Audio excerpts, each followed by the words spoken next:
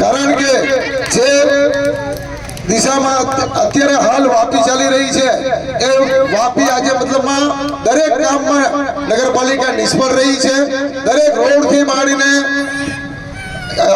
બ્રિજથી માંડીને દરેક કાર્યમાં મતલબ આજે ભાજપ સરકાર એકદમ નિષ્ક્રિય છે। પબ્લિક કંટાળી ગયેલી છે। ખરેખર જોવા જઈએ તો પબ્લિક પર ટેક્સ મારી મારીને એની કેડ તૂટી ગઈ છે, એની કમર તૂટી ગઈ છે। પરંતુ આપણે જો બધા એક સાથે થઈને જો લાગી પડશું તો આ વાપી મહાનગરપાલિકા જે બની રહ્યું છે એમાં ખરેખર વાપીમાં મહાનગરપાલિકામાં આપણો ઝંડો લહેરાય તેવું આપણે દરેક જણ લાગી પડશું તો જ આ ઝંડો લહેરાશે।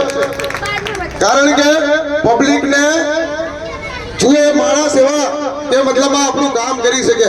પબ્લિક ની આપણે જે ખરેખર જે સેવા જોઈએ એ મતલબ આ નગર સેવક જે બનેલા છે શાસક પક્ષમાં એ ખાલી નામના છે, ખાલી સામાન્ય સભામાં પોતાની હાજરી આપે છે, બાકી મતલબ બાકીના દિવસોમાં એના પોતાનું કામ કરે, કોઈ કાર્યકર્તાને મળતા નથી। એટલે આપણે દરેક કાર્યકર્તાને મળવાનું છે અને દરેક જગ્યાએ આપણે ઓફિસ ચાલુ કરવાની છે।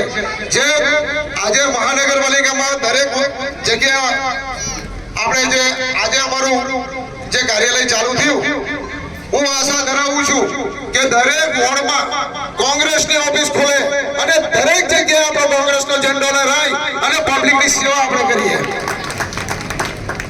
આટલું બોલી હું વિનવું છું, કારણ કે આપણે બહુ ઘણો ટાઈમ નહીં લેવાનો છે, આપણે કાર્યાલયનું ઉદઘાટન નહીં કરવાનું છે, દરેકના ટાઈમ